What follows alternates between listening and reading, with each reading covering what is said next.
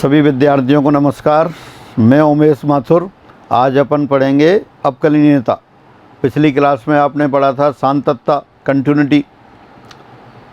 अब सांतत्ता के आगे आप लेते हैं अपकलनीयता। पिछले चैप्टर में आप कंटिन्यूटी पढ़ चुके हैं, अब अपकलनीयता पर आते हैं। अपकलनीयता का मतलब क्या है? अपकलनीयता के साथ शब्द आता है अपकलज। अपकलज और अपकलनीयता, डेरिवेटिव एंड डिफरेंशिएबिलिटी। कोई भी फलन दे रखा है, सपोज y बराबर एफ एक्स कोई फलन है, y बराबर एफ एक्स फलन है, यहाँ x स्वतंत्र और y आश्रित चर कहलाता है। जब x के साथ साथ y के बदलने की दर y का x के सापेक्ष अपकलज कहलाती है। if y equal to F x is a function, then rate of change of y with respect to x is called derivative of y with respect to x। जैसे आप जनरल लाइफ में देखते हैं, जैसे आप स्पीड की बात करते हैं। स्पीड क्या है? चाल। चाल क्या होती है? दूरी परिवर्तन की दर।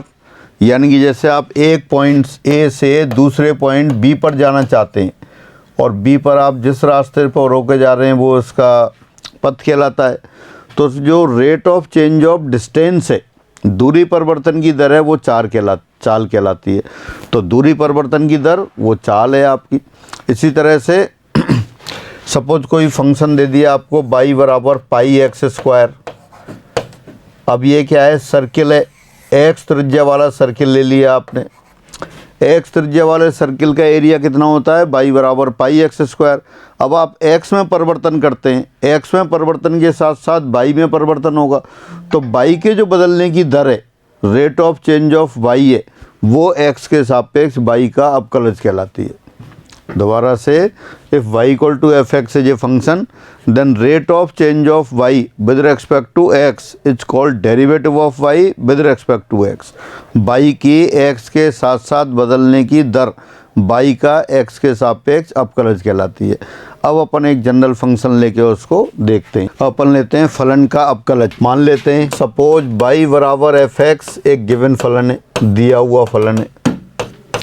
अपकलज क्या बताई थी? y के x के साथ साथ बदलने की दर। तो अपन मान लेते हैं कि जैसे y बराबर एफ एक्स फलन है और x में परिवर्तन डेल्टा x, माना x में परिवर्तन डेल्टा x के संगत y में परिवर्तन डेल्टा y है। Suppose change in y is delta y corresponding to the change in x delta x। x में जो डेल्टा x का परिवर्तन हो रहा है उसके कॉरस्पॉन्डिंग y में चेंज कितना हो गया? Delta y।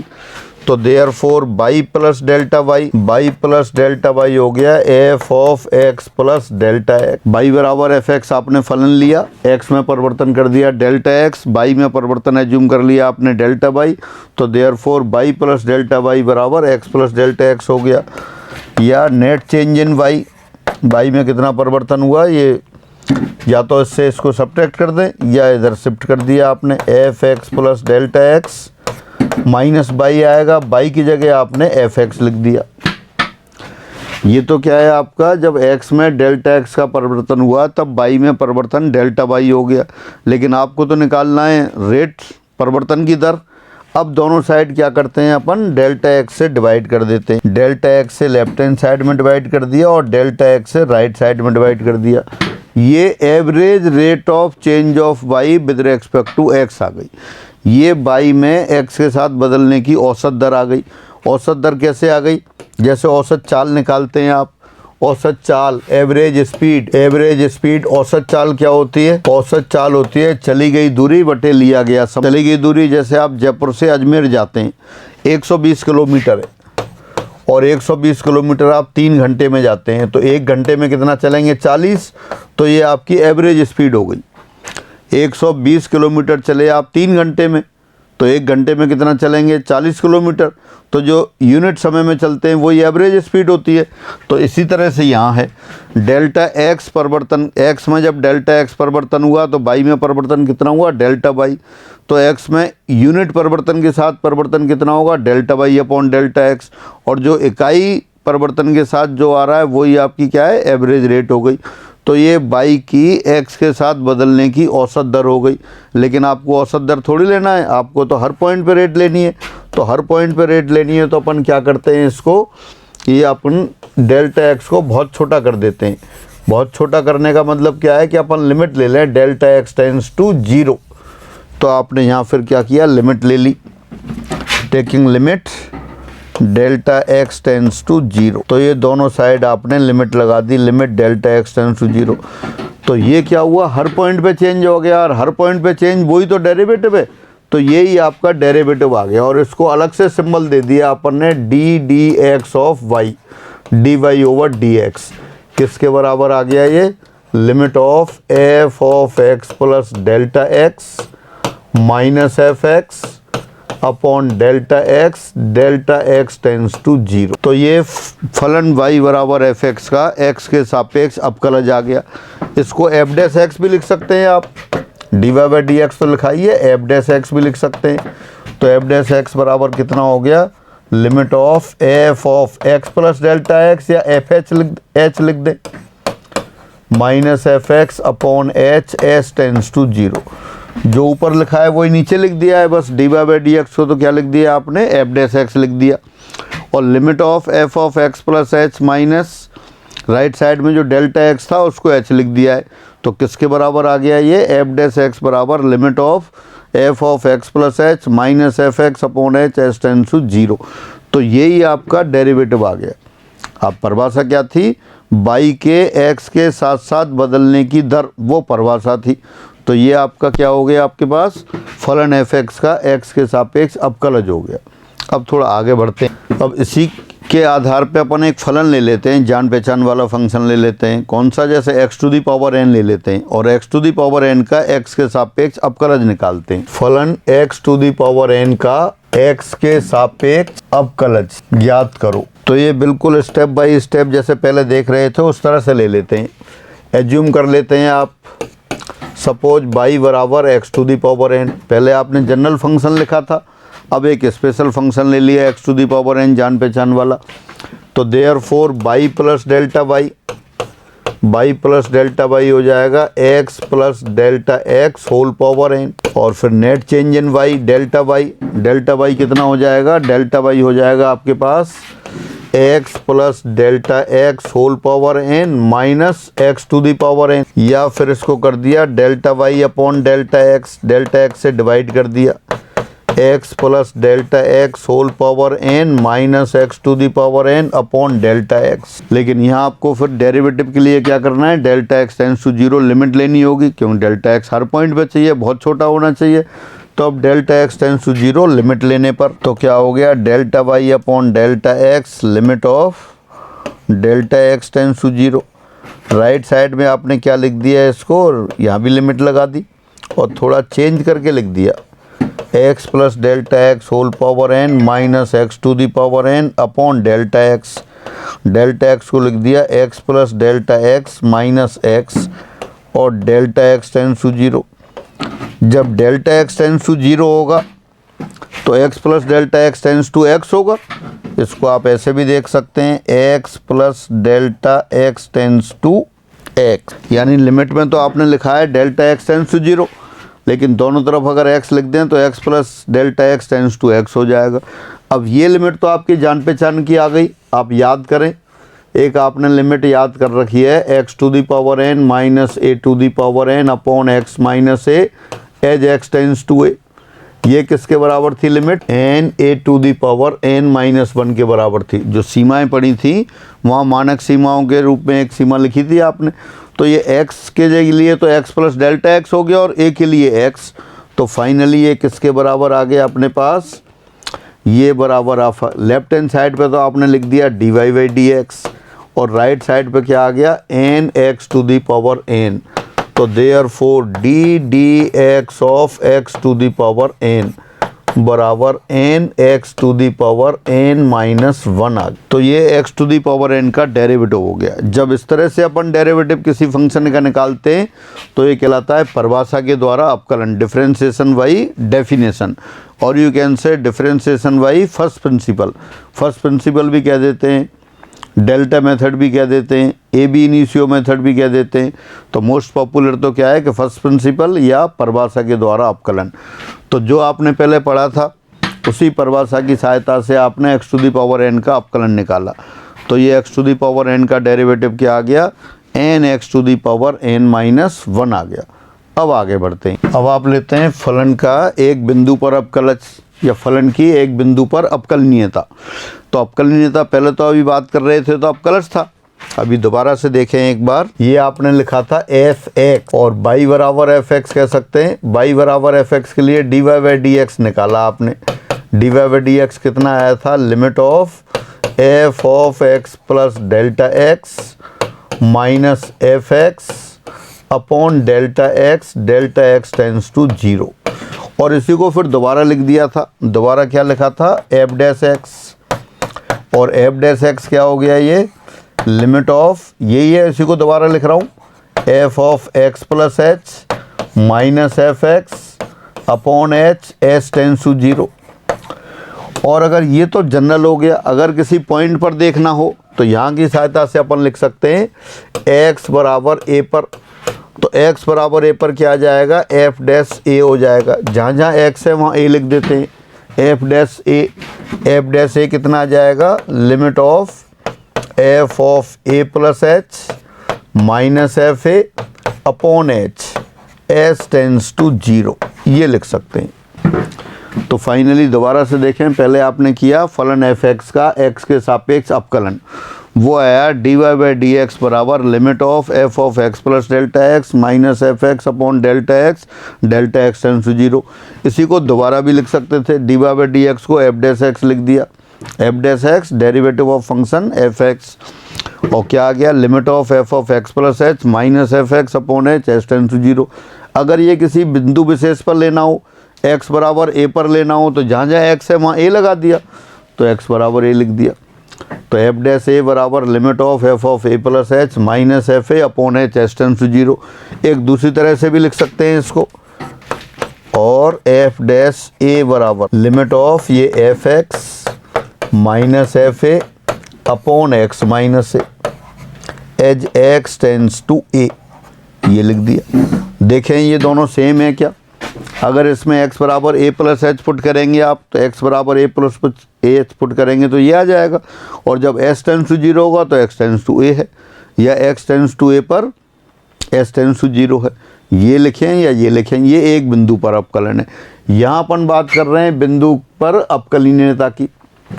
अगर कोई फलन एफ एक्स दे रखा था, बाई बराबर एफ एक्स दे रखा था, और उसका एक्स बराबर ए पर अवकलज निकल गया, अगर ये अवकलज निकल जाता है यानी कि निकलेगा कब, जब ये सीमा विद्यमान हो। और कैसे विद्यमान हो, फाइनाइटली, परिमित रूप से विद्यमान हो, तो अपन कहेंगे कि फलन एफ एक्स एक्स बराबर ए पर अवकलनीय है। और किसी फलन के अवकलनीय होने का गुण उस अवकलनीयता कहलाता है। दोबारा से, कोई फलन वाई बराबर एफ एक्स, उसका एक्स बराबर ए पर आप अवकलन निकालें यानी कि ये एक्सप्रेशन लिख दें, एफ डैश ए बराबर limit of f of a plus h minus f a upon h S tends to 0। ये लिखने के बाद ये सीमा विद्यमान हो, परिमित रूप से विद्यमान हो। If this limit exist finitely, then we say given function f(x) is differentiable at x equal to a, and probability of this property is called differentiability। फलन के अवकलनीय होने का गुण उसका अवकलनीयता कहलाता है। तो ये अवकलनीयता की बात रही। अब ये सीमा कब विद्यमान होगी, सीमा विद्यमान होती है जब बाईं सीमा और दाईं सीमा दोनों निकल रहे हों और बराबर हों। बाईं सीमा लेंगे तो ये बायां अवकलज कहलाता है, दाईं सीमा लेंगे तो ये दायां अवकलज कहलाता है। बाईं सीमा और दाईं सीमा दोनों विद्यमान हो। दूसरी तरह से कहें, यदि फलन एफ एक्स का बायां अवकलज और दायां अवकलज किसी भी बिंदु ए पर दोनों विद्यमान हो, तब आप कहते हैं कि फलन एक्स बराबर ए पर अवकलनीय है। और फलन के अवकलनीय होने का गुण ही अवकलनीयता कहलाता है। तो अगर आपसे कुछ कहेगा, कोई क्वेश्चन ये दे देते हैं कि इस फलन की एक्स बराबर ए पर अवकलनीयता की जांच करो, तो आप क्या करेंगे, उस बिंदु पर फलन का अवकलज निकालेंगे। अवकलज निकालने की प्रोसीजर जो अभी अपन ने पहले से किया वही है। ये ए बिंदु पर आ गया। अगर ए बिंदु पर नेचर चेंज हो रही होती है तो वहाँ बायां अवकलज और दायां अवकलज दोनों निकालेंगे।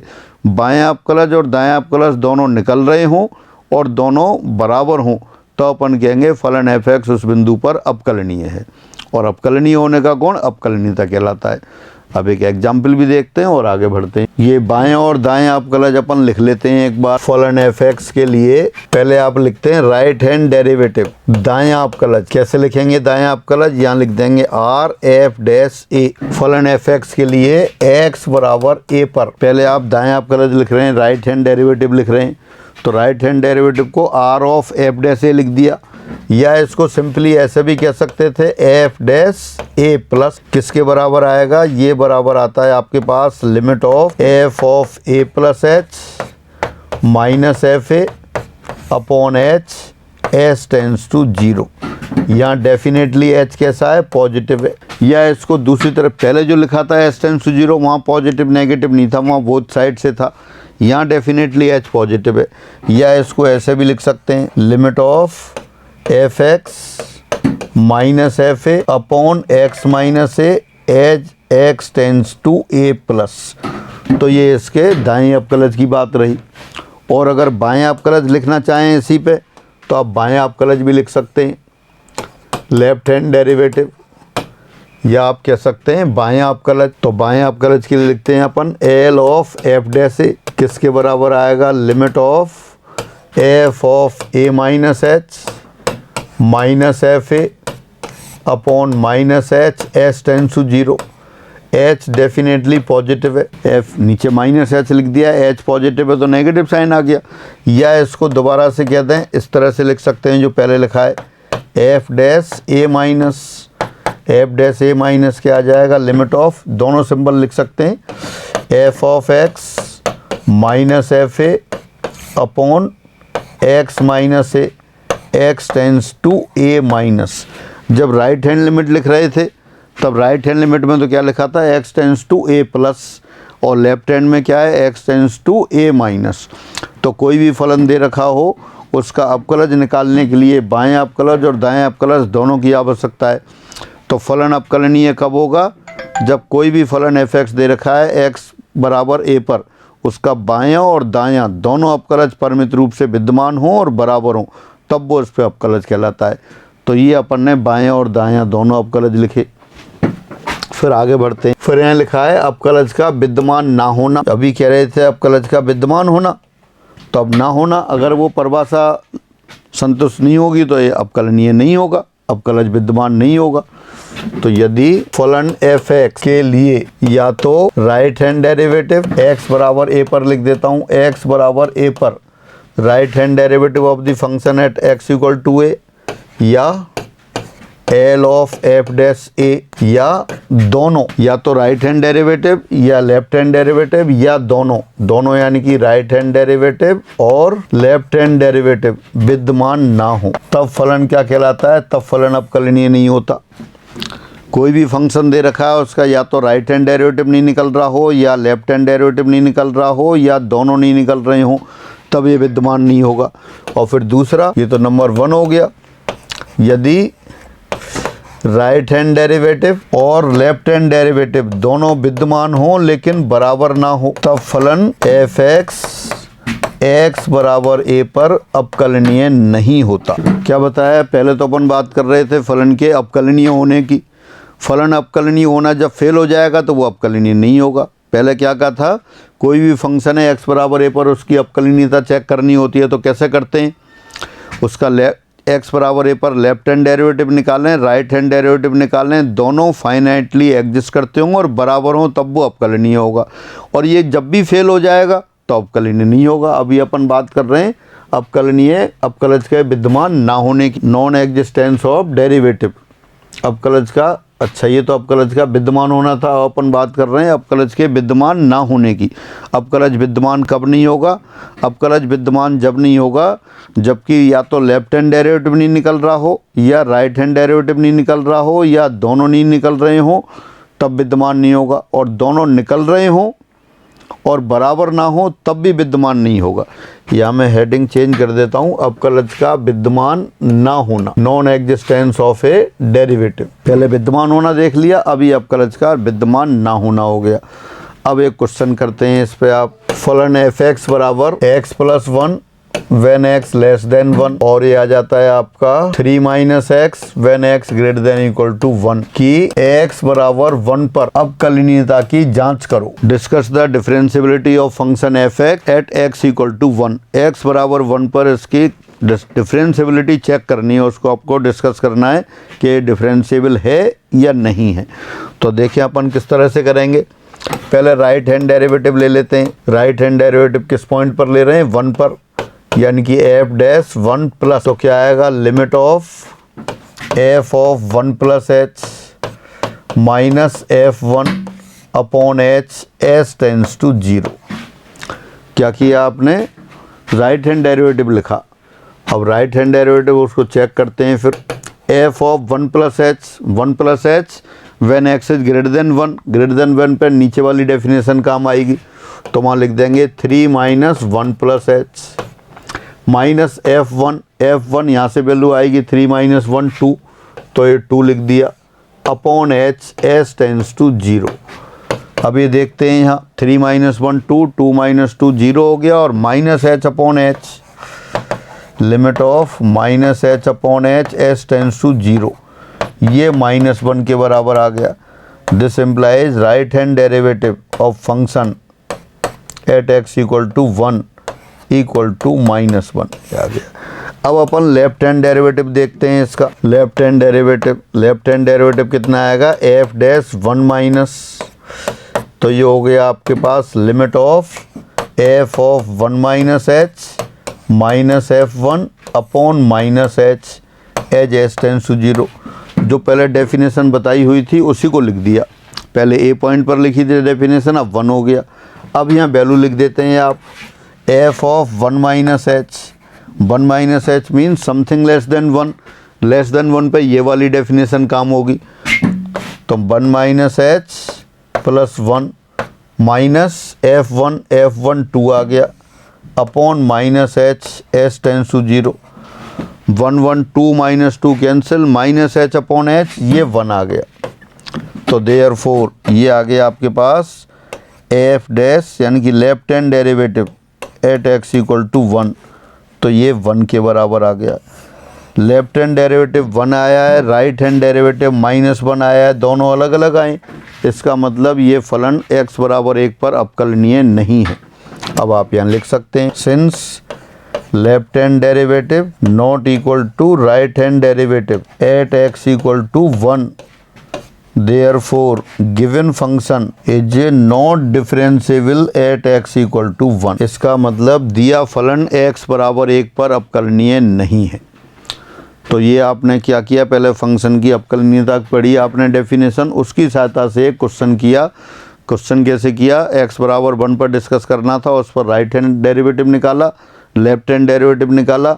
दोनों डेरिवेटिव निकल रहे थे, फाइनाइटली निकल रहे थे, लेकिन दोनों बराबर नहीं है, इसलिए दिया हुआ फलन x बराबर 1 पर अवकलनीय नहीं है। अब आगे चलते हैं। अभी आ रहा है आपके पास डिफरेंशिएबिलिटी इन एन इंटरवल, अंतराल में अवकलनीय था। जैसे सांतत्ता का कॉन्सेप्ट था, बिल्कुल उसी तरह विवृत अंतराल ए बी में अवकलनीयता। Differentiability in open interval a b, विवृत अंतराल ए बी में अवकलनीयता। विवृत अंतराल में कब होगा? कोई भी फलन किसी भी विवृत अंतराल के प्रत्येक बिंदु पर अवकलनीय होगा, तब वो अंतराल में अवकलनीय होगा। कोई भी फलन है एफ एक्स विवृत अंतराल में अवकलनीय होगा यदि इस अंतराल के प्रत्येक बिंदु पर अवकलनीय हो। प्रत्येक बिंदु कौन सा? जो ए से बड़ा और बी से छोटा है। हर बिंदु पर अवकलनीय होगा तो विवृत अंतराल में अवकलनीय होगा। ऐसा ही आपने वहाँ किया था संतत में। सतत भी कब होता था? जब विवृत अंतराल के प्रत्येक बिंदु पर सतत हो। अब वो यहाँ है अवकलनीयता के लिए, विवृत अंतराल के प्रत्येक बिंदु पर अवकलनीय है तो वो उसमें अवकलनीय होगा।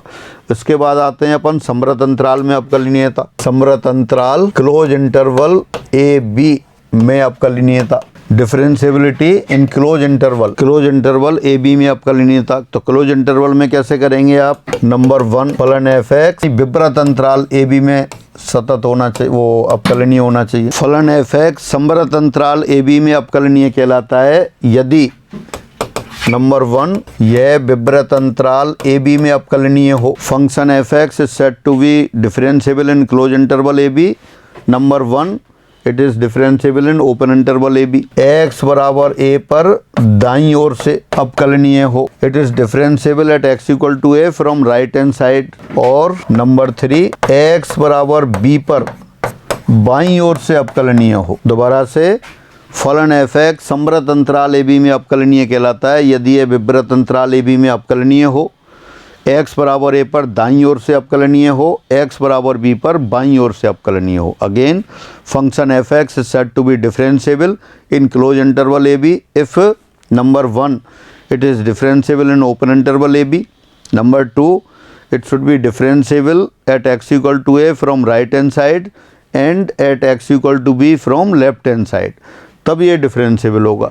तो ये अंतराल में डिफरेंशिएबिलिटी की बात हुई। अब फिर आगे बढ़ते हैं। फलन का अवकलनीय ना होना ये आपने देख ही लिया। अवकलनीय कब नहीं होगा? जब अवकलनीयता की डेफिनेशन कहीं भी फेल हो जाएगी। अवकलनीयता की डेफिनेशन क्या थी?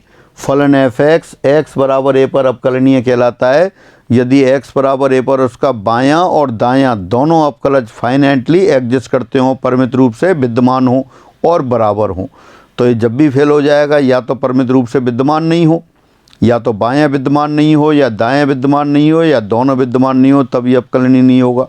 और दूसरा केस कि दोनों विद्यमान हो लेकिन फिर भी दोनों बराबर ना हो, तब वो अवकलनीय होगा। अभी आपने एग्जाम्पल देखा ही था। अभी आता है बहुत महत्वपूर्ण geometric meaning of dy by dx।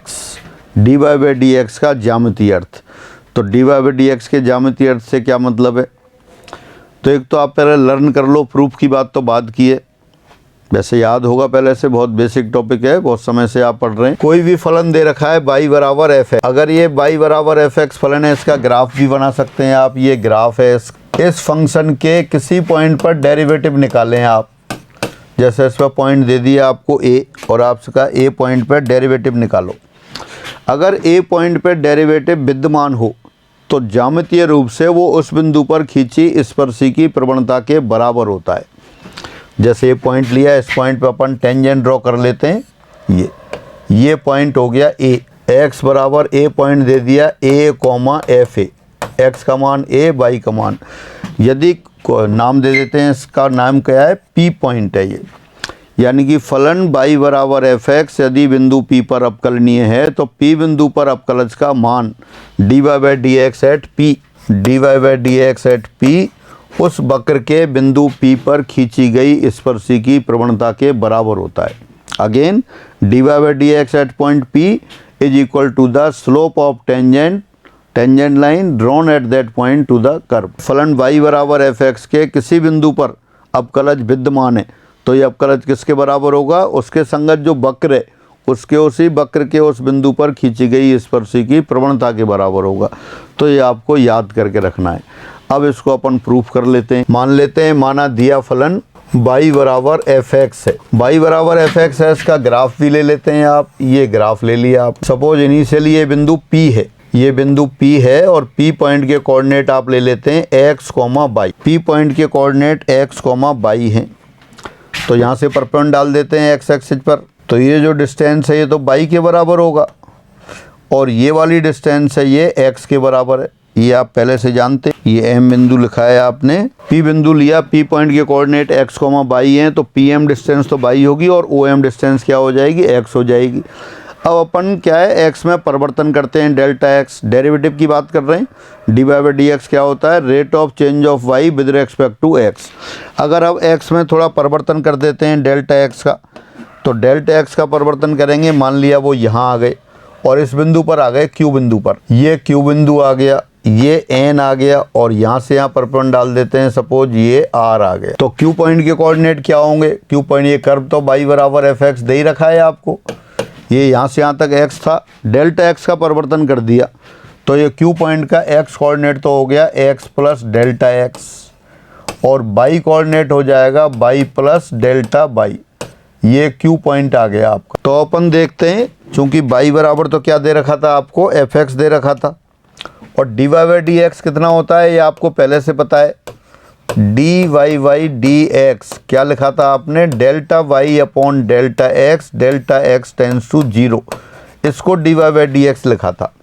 ये दूरी बाई है, ये सारी की सारी यहाँ से p n q n y plus delta y है।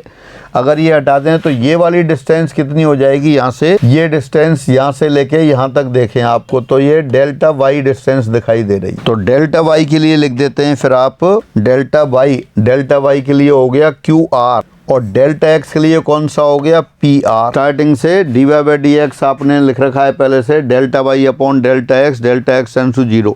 ये जब d y by d x निकाला था अभी परिभाषा से तब लिखा था आपने। अब इस फिगर में देख रहे हैं डेल्टा एक्स क्या है, एक्स में परिवर्तन, डेल्टा वाई क्या है, वाई में परिवर्तन। तो पहले इनिशियली आप पी बिंदु पर थे, पी के कोऑर्डिनेट एक्स वाई, तो ये डिस्टेंस एक्स है, ये वाली डिस्टेंस वाई है। एक्स में आपने डेल्टा एक्स का परिवर्तन कर दिया, एक्स में आपने डेल्टा एक्स का परिवर्तन कर दिया तो ये एक्स प्लस डेल्टा एक्स, और वाई में कितना हो गया delta y plus delta y. तो ये आपका डेल्टा वाई और ये डेल्टा एक्स। तो डेल्टा वाई को तो लिख दिया आपने पी आर और क्यू आर, और डेल्टा एक्स को लिख दिया पी आर। अब इस ट्राइंगल में देखें, अगर इस पॉइंट को मिला देते हैं आप, इस ट्राइंगल में देखें, in triangle P R Q R upon P R ऐसा लग रहा है जैसे टेन ऑफ एंगल हो गया। तो ये किसके बराबर है, ये अच्छा लिमिट और दे रखी थी, लिमिट भी लगाते हैं, limit of delta x tends to 0। अब ये हो गई limit of tangent q p r और डेल्टा एक्स टेंड्स टू 0। यानी इस एंगल के लिए, ये जो एंगल है आपका, इस एंगल के लिए सामने वाली साइड क्यू आर ये तो परपेंडिकुलर है, और नीचे वाली साइड पी आर आधार है, बेस है। Perpendicular upon base 10 of angle होता है, तो Q R upon P R tangent q p are के बराबर हो गया। डेल्टा एक्स टेंड्स टू 0 दे रखा है। अगर डेल्टा एक्स टेंड्स टू 0 दे रखा है, जैसे देखें ये वाला कर्व होता है आपका, और ये अपने पास डेल्टा एक्स था, ये दूरी। तो जब अगर ये डेल्टा एक्स दूरी को कम करेंगे, ये डेल्टा एक्स है, डेल्टा एक्स दूरी, डेल्टा एक्स टेंड्स टू 0 अगर इसको कम करते हैं तो क्या होगा, ये तो पी पॉइंट है आपका, ये क्यू पॉइंट है। तो जैसे जैसे यहाँ किया आपने तो क्यू पॉइंट कहाँ गया, इधर आ गया आपका। जैसे जैसे ये क्यू पॉइंट कम होगा ये खिसकता हुआ आ जाएगा। यानी कि जब डेल्टा एक्स कम होगी तो क्यू बिंदु भी तो पी की ओर आएगा, और जब डेल्टा एक्स टेंड्स टू 0 यानी कि डेल्टा एक्स यानी कि बिल्कुल इसी पॉइंट पर आ जाएगा तो क्यू भी घूमते घूमते कहाँ जाएगा, पी पर आ जाएगा। तो ये जो लाइन जो पी क्यू दिखाई दे रही है, पी क्यू लाइन कौन सी हो जाएगी आपकी, पी क्यू लाइन फिर ये बन जाएगी। और ये क्या है, ये पी पॉइंट पर टेंजेंट लाइन होगी। दोबारा से जब डेल्टा एक्स टेंड्स टू 0 होगा तो डेल्टा एक्स टेंड्स टू 0 कह सकते हो आप q tends to p. Delta x यानी कि जो एक्स में परिवर्तन है वो छोटा होगा, जैसे जैसे छोटा होगा क्यू पी की ओर आएगा। और जब delta x tends to 0, delta x बिल्कुल 0 के बराबर होगा तो क्यू पॉइंट पी के पास आ जाएगा। तो जो पी क्यू लाइन दिखाई दे रही है, पी क्यू लाइन क्या हो जाएगी, पी और क्यू दोनों ओवरलैपिंग हो जाएंगे पॉइंट। तो ये लाइन क्या हो जाएगी, जो ग्रीन लाइन बना दी है वो टेंजेंट हो जाएगी। तो यही आपको लिखना था। तो देयरफॉर फिर फाइनली लिख देते हैं अपन, इसलिए d y by d x at p equal to slope of tangent at point p to the curve y equal to s. यानी वक्र बाई बराबर एफ एक्स के बिंदु पी पर स्पर्शी की प्रवणता हो गई। बहुत महत्वपूर्ण रिजल्ट है, छोटा सा प्रूफ है, सभी बुक्स में दे रखा है। प्रूफ की इतनी आवश्यकता नहीं है, लेकिन आपको ये लर्न करके रखना है। बहुत महत्वपूर्ण रिजल्ट है कि कोई भी फंक्शन दे रखा है बाई बराबर एफ एक्स, उसके किसी बिंदु पी पर d y by d x का मान पी बिंदु पर खींची गई स्पर्शी की प्रवणता के बराबर हो। दोबारा लिख लेते हैं एक बार इसी को, फलन बाई बराबर एफ एक्स के लिए d y by d x at point p बराबर वक्र बाई बराबर एफ एक्स के बिंदु पी पर खींची स्पर्शी की प्रवणता। Again slope of tangent or you can say tangent line at point p to the curve y equal to f x. तो फाइनली आपको लर्न करके रखना है कि कोई भी फंक्शन दे रखा हो y बराबर एफ एक्स, उसके किसी बिंदु p पर d y by d x का मान उस बिंदु पर खींची गई स्पर्शी की प्रवणता के बराबर होगा। तो ज्योमेट्रिक मीनिंग पूरी कैलकुलस में काम आएगा। इस चैप्टर में कैसे काम में लेंगे वो देखते हैं। अब ये लेते हैं आप useful conclusion for objective questions, वस्तुनिष्ठ प्रश्नों के लिए उपयोगी निष्कर्ष। अभी आपने देखा कि वक्र के किसी बिंदु पर d y by d x का मान स्पर्शी की प्रवणता के बराबर होता है। अब अपन बात करते हैं अपकलनीयता में कैसे यूज होगा। कोई भी फंक्शन दे रखा है, ये फंक्शन दे दिया आपको y बराबर fx। अगर ये किसी बिंदु पर अपकलनीय है, किसी पॉइंट पर अपकलनीय है, तो उस बिंदु पर टेंजेंट ड्रॉ होगी।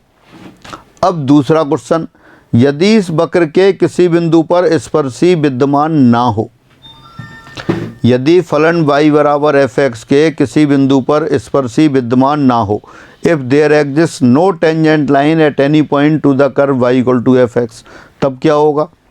अगर टेंजेंट लाइन एग्जिस्ट नहीं करती है तो कब कब एग्जिस्ट नहीं करेगी, या तो वहाँ पॉइंट ऑफ डिसकंटिन्यूटी होगा। डिसकंटिन्यूटी जैसे ग्राफ जा रहा था, फिर ये ग्राफ ऐसे आ गया, तो ये पॉइंट आपका x बराबर a है, और x बराबर a पर क्या हो गया, ग्राफ आपका टूट गया।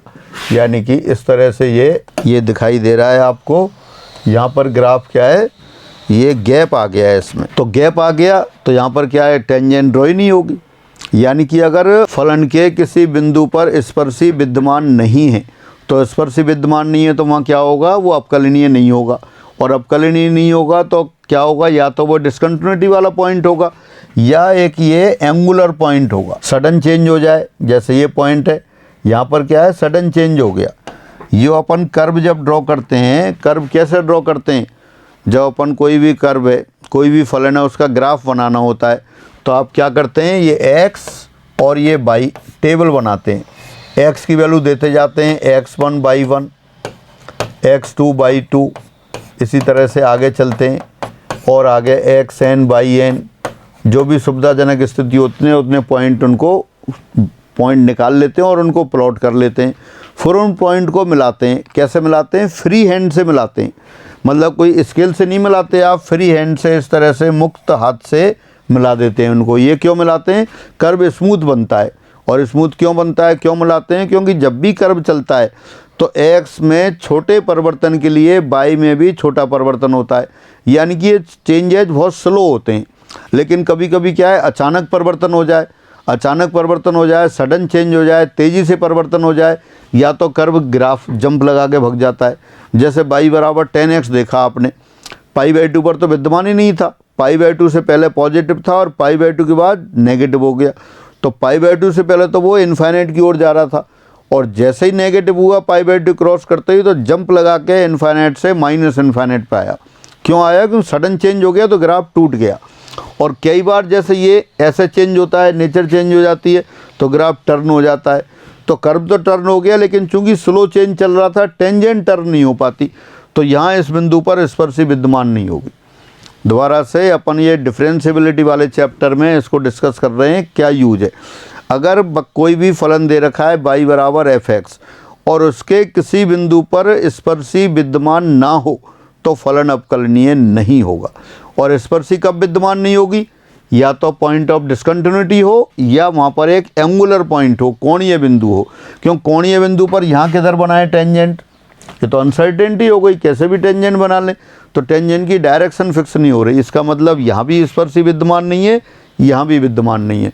तो फाइनली डिफरेंशिएबिलिटी के चैप्टर में कैसे यूज करेंगे, तो यदि किसी फलन के वक्र में, फलन दे रखा है उसका ग्राफ बना लें, वक्र ड्रॉ कर लें, कहीं किसी बिंदु ए पर या तो पॉइंट ऑफ डिसकंटिन्यूटी हो या वहाँ पर कोणीय बिंदु हो, तो फलन वहाँ अपकलनीय नहीं होगा। तो ऑब्जेक्ट टाइप क्वेश्चन में ऐसे ही देख लेंगे, ऐसे फलन जिनमें आपको पता है कि कोणीय बिंदु दे रखा है तो वहाँ अपकलनीय नहीं होगा, पॉइंट ऑफ डिसकंटिन्यूटी दे रखा है तो वहाँ फलन अपकलनीय नहीं होगा। तो देखते हैं इसमें कुछ एग्जाम्पल देखते हैं। फिर अभी थोड़ी देर पहले आपने फलन लिखा था y बराबर x+1 जब x 1 से छोटा है, और फिर लिखा था आपने 3 - x जब x 1 या 1 से बड़ा है, fx बराबर या y बराबर।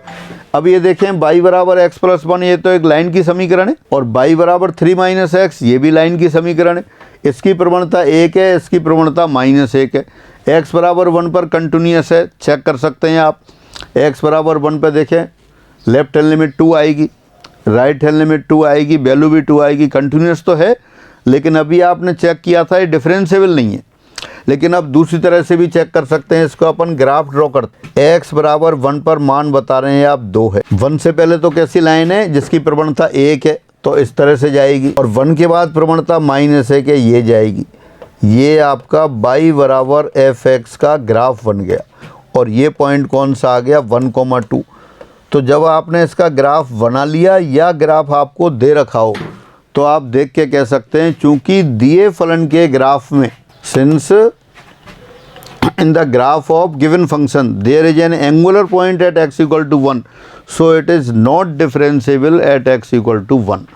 चूंकि दिए फलन के वक्र में x बराबर 1 पर एक कोणीय बिंदु है, एक एंगुलर पॉइंट है, इसलिए यह x बराबर 1 पर अवकलनीय नहीं होगा। कोई कैलकुलेशन नहीं है, बस आपने देख के ही कंक्लूजन निकाल दिया है, वो मैंने यहाँ लिख दिया है। एक बार दोबारा रिपीट करते हैं। पहले आपने पढ़ा dy बाई डी एक्स का ज्यामितीय अर्थ। dy बाई डी एक्स का ज्यामितीय अर्थ क्या कहता है? यदि कोई फलन y बराबर एफ एक्स x बराबर a पर अवकलनीय है तो x बराबर a पर उसके अवकलज का मान उस वक्र के a बिंदु पर खींची स्पर्शी की प्रवणता के बराबर होगा। फिर इसको अपन अवकलनीयता में कैसे काम कर रहे हैं, अब उल्टा सोच रहे हैं। यदि किसी फलन के वक्र में किसी बिंदु पर स्पर्शी ना हो, स्पर्शी ना हो तो वो अवकलनीय नहीं होगा। तो स्पर्शी कब कब नहीं होगी? या तो वहाँ कोणीय बिंदु हो या एक अशांत तत्व वाला बिंदु हो। तो जो अभी अपन ने फलन डिस्कस किया था अवकलनीयता के लिए, चेक की थी इसमें, तो देख लिया था कि x बराबर 1 पर अवकलनीय नहीं है। वो कैसे चेक किया था? x बराबर 1 पर बायां अवकलज निकाला था, दायां अवकलज निकाला था, दोनों अवकलज निकल रहे थे लेकिन बराबर नहीं थे, इसलिए आपने कह दिया कि अवकलनीय नहीं है। अब अपन ने क्या किया, इसका ग्राफ ड्रॉ कर लिया। ग्राफ ड्रॉ कर लिया और देखा कि x बराबर 1 पर तो कोणीय बिंदु बन रहा है। ग्राफ नहीं ड्रॉ करते तब भी आप बता सकते थे। दो लाइनें y बराबर x प्लस 1, y बराबर 3 माइनस एक्स, दोनों की प्रवणता अलग अलग है। इसकी प्रवणता 1, इसकी प्रवणता -1। प्रवणताओं का गुणनफल -1 आ रहा है, इसलिए दोनों रेखाएं लंबवत होंगी। लंबवत होंगी तो कोणीय बिंदु बनेगा। तो यानी कि कोणीय बिंदु बन रहा था, इसलिए ये अवकलनीय नहीं है। तो जिन फलनों के ग्राफ आपको पता है और आपको पता है कि कहाँ ये डिसकंटिन्यूअस है या कहाँ कोणीय बिंदु है, उनको भी आप कह सकते हैं। और कौन से फलन का ग्राफ जानते हैं आप? ऐसे कौन से फलन का ग्राफ जानते हैं जिसमें कोणीय बिंदु आ रहा हो, वो आप देखें तो उसको आप लिख सकते हैं। फिर y बराबर मॉड ऑफ x का ग्राफ आप जानते हैं। दूसरा एग्जाम्पल देखें, फलन y बराबर मॉड ऑफ x के बिंदु x बराबर 0 पर, फलन y बराबर मॉड ऑफ x के बिंदु x बराबर 0 पर ग्राफ में एक कोणीय बिंदु आता है या कोणीय बिंदु है, इसलिए यह फलन x बराबर 0 पर अवकलनीय नहीं है। यानी जिन जिन फलन के बारे में आप जानते हैं कि वहाँ उसके ग्राफ में एंगुलर पॉइंट आ रहा है, तो वहाँ आप डायरेक्ट कह देंगे it is not differentiable at that point. इसी तरह दूसरा लिख देते हैं एक, since there is an angular point in the graph of function y equal to mod of x minus a at x equal to a, therefore this function is not differentiable at x equal to a। इसका भी graph आपने देखा था, आपको याद होगा, इसका graph आपने बनाया था। ये y बराबर mod of x minus a का ग्राफ है, ये वाला पॉइंट a है। x बराबर a पर एंगुलर पॉइंट आ रहा है, तो इसलिए x बराबर a पर ये डिफरेंशिएबल नहीं है। y बराबर मॉड ऑफ x का ग्राफ भी बहुत बार बनाया है आपने। ये y बराबर मॉड ऑफ x का ग्राफ है। 0 0 पर क्या है, ओरिजिन पर एंगुलर पॉइंट आ रहा है, तो इसलिए ये भी वहाँ डिफरेंशिएबल नहीं है। तो जहाँ एंगुलर पॉइंट आ जाएगा वहाँ डिफरेंशिएबल नहीं होगा। ऐसे पॉइंट जहाँ ये डिसकंटिन्यूअस हो, कोई भी कर्व किसी बिंदु पर डिसकंटिन्यूअस है, असंतत है, तब भी अवकलनीय नहीं होगा। ऐसा कौन सा फलन जानते हैं जो असंतत होता है? फलन y बराबर मॉड ऑफ x प्रत्येक पूर्णांक पर असंतत है। Function y equal to mod of x is differentiable at every integer, so it is not differentiable at every integer. फलन y बराबर मॉड ऑफ x प्रत्येक पूर्णांक पर असंतत है, इसलिए यह प्रत्येक पूर्णांक पर अवकलनीय नहीं होगा। तो ये अवकलनीयता के चैप्टर में इनको आप इस तरह से यूज कर सकते हैं। फिर अब आगे बढ़ते हैं। अब आप लेते हैं महत्वपूर्ण परिणाम, डिफरेंशिएबिलिटी से संबंधित कुछ रिजल्ट लेते हैं अपन। यदि फलन एफ एक्स किसी बिंदु पर अवकलनीय है तो वो कंटिन्यूअस भी होगा। If function f x is differentiable at point x equal to a then it will be continuous definitely. But its converse is not necessarily true, लेकिन इसका विलोम सत्य होना आवश्यक नहीं है। यदि फलन एफ एक्स बराबर ए पर अवकलनीय है तब यह इस बिंदु पर सतत भी होगा, लेकिन इसका विलोम सत्य होना आवश्यक नहीं है, यानी वो सही हो भी सकता है नहीं भी हो सकता है। दोबारा से, if function f x is differentiable at x equal to a then it will be continuous at x equal to a, but its converse is not necessarily true। यदि ये सतत है, यदि ये अवकलनीय है किसी बिंदु पर तो सतत होगा, लेकिन विलोम सत्य होना आवश्यक नहीं है। एग्जाम्पल बताएं। एग्जाम्पल अभी जो दिया था वही एग्जाम्पल देख सकते हैं आप। फलन y बराबर मॉड ऑफ x। अब ये x बराबर 0 पर सतत है लेकिन अवकलनीय नहीं है। अवकलनीय होगा जब सतत तो होगा ही होगा, लेकिन विलोम सत्य होना जरूरी नहीं है। विलोम ये रहा, ये x बराबर 0 पर सतत है लेकिन अवकलनीय नहीं है। अभी आपने देखा था ग्राफ इसका कंटिन्यूस होता है 0 पर, लेकिन एंगुलर पॉइंट आ जाता है। एंगुलर पॉइंट आ जाता है तो इसलिए वो क्या है, अवकलनीय नहीं होता। और भी एग्जाम्पल देख सकते हैं आप। दूसरा, y बराबर मॉड ऑफ x माइनस 1। ये वही मॉडुलर फंक्शन फिर दोबारा बना दिया। x बराबर 1 पर सतत है लेकिन अवकलनीय नहीं है। y बराबर साइन x अवकलनीय है, सतत भी है। सतत है किसी भी बिंदु पर, अवकलनीय भी है। यानी कि उल्टा हमेशा सही हो भी सकता है नहीं भी, लेकिन सही तो जब मानेंगे जब हमेशा सही होगा। तो आप ये अच्छी तरह से याद रखेंगे। यदि कोई फलन एफ एक्स एक्स बराबर ए पर अवकलनीय हो तो उस पर सतत होता है, लेकिन कन्वर्स सही होना जरूरी नहीं है, हो भी सकता है नहीं। यदि x बराबर ए पर बायां और दायां दोनों अवकलज विद्यमान हो, वो बराबर हो या ना हो, तब उस बिंदु पर फलन निश्चित रूप से सतत होता है। कोई भी फलन है एफ एक्स के लिए x बराबर a पर राइट हैंड डेरिवेटिव और लेफ्ट हैंड डेरिवेटिव दोनों विद्यमान हो, बराबर हो या ना हो, तब उस बिंदु पर सतत निश्चित रूप से होगा। जैसा भी आपने देखा था एग्जाम्पल, एफ एक्स बराबर x प्लस 1 जब x 1 से छोटा है, और 3 माइनस एक्स जब x 1 या 1 से बड़ा है। इसका आपने लेफ्ट हैंड डेरिवेटिव निकाला था। लेफ्ट हैंड डेरिवेटिव कितना आया था आपके पास, माइनस, ये लेफ्ट हैंड डेरिवेटिव 1 आया, और राइट हैंड डेरिवेटिव कितना आया था, ये -1 आ गया था। दोनों बराबर नहीं है, इसका मतलब फलन अवकलनीय नहीं था, लेकिन ग्राफ सतत है। x बराबर 1 पर मान देखें 2 आ रहा है। x टेंड्स टू 1 पर राइट हैंड लिमिट निकालें तब 2 आ रही है, लेफ्ट हैंड लिमिट निकालें तब भी 2 आ रही है, यानी कि यह x बराबर 1 पर सतत है। यानी कोई भी फलन है उसके किसी बिंदु पर left hand derivative right hand derivative दोनों एग्जिस्ट कर रहे हों, वो बराबर हों या ना हो, तो वो उस बिंदु पर कंटिन्यूस निश्चित रूप से हो। फिर आगे चलते हैं। समफलन है, समफलन का अवकलज विषम फलन होता है और विषम फलन का अवकलज समफलन होता है। दोबारा से, समफलन का अवकलज विषम फलन और विषम फलन का अवकलज समफलन होता है। फलन एफ एक्स लिख दिया, एफ एक्स बराबर एक्स टू द पावर 4, ये आपका कैसा है, समफलन है। अवकलज देखा आपने, एफ डैश एक्स कितना हो गया, 4x3, ये विषम फलन हो गया। समफलन का अवकलज विषम फलन होगा और विषम फलन का अवकलज समफलन होगा। अगला लिखते हैं, एफ एक्स बराबर साइन एक्स। अवकलज देखा, ये ऑड फंक्शन लिया आपने, ऑड फंक्शन का डेरिवेटिव एफ डैश एक्स क्या आ गया, कॉस एक्स आ गया। साइन एक्स का डेरिवेटिव कॉस एक्स कैसा है, इवन फंक्शन है, समफलन है। तो आप ध्यान रखेंगे, समफलन का अवकलज विषम फलन और विषम फलन का अवकलज समफलन।